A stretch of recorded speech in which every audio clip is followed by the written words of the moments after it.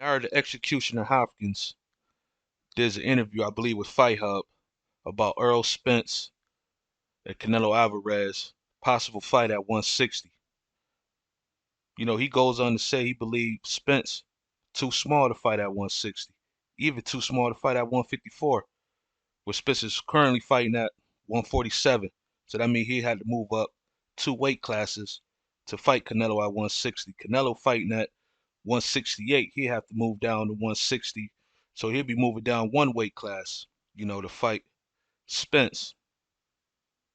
He goes to say Spence can fight and put something on you, but Canelo Alvarez is too big and a big of a puncher. Might be too much for Spence. He goes to say, Canelo legs is big. When he throw the punch, he put a lot of twerk in it. The uppercut is vicious.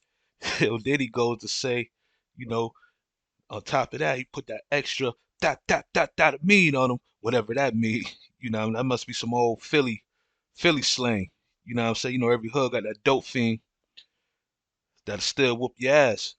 We always give it a name. Then he says he believe a lot of boxers nowadays are just yelling out names, for clout, via IG, Twitter, just to keep their name in the mix.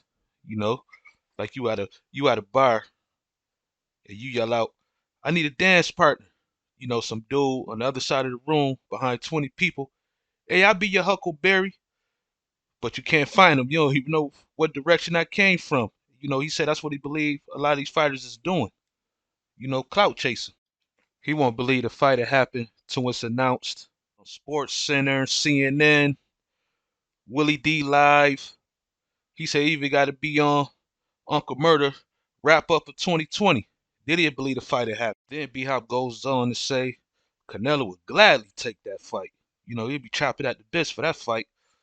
It's a lot of money in a smaller guy. Then he says Spence won't be able to rope a dope Canelo.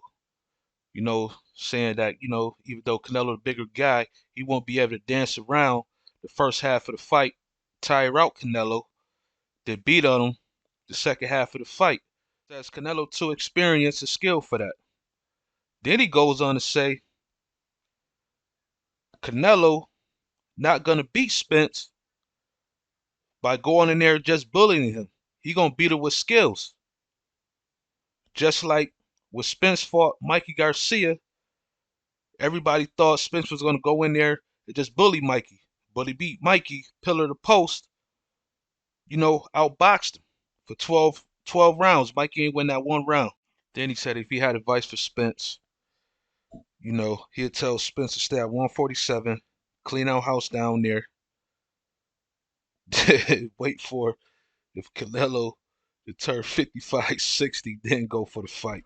I think Spence, though, got a real good shot in that fight. He's taller, longer reach, and he could box.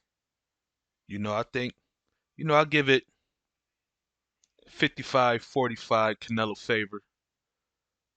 But if Spence get back to the Algieri Spence, that's going to be a hell of a fight.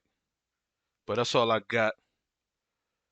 Oh, yeah, make sure everything y'all do, y'all double up on it. Like, share, subscribe to the channel. One.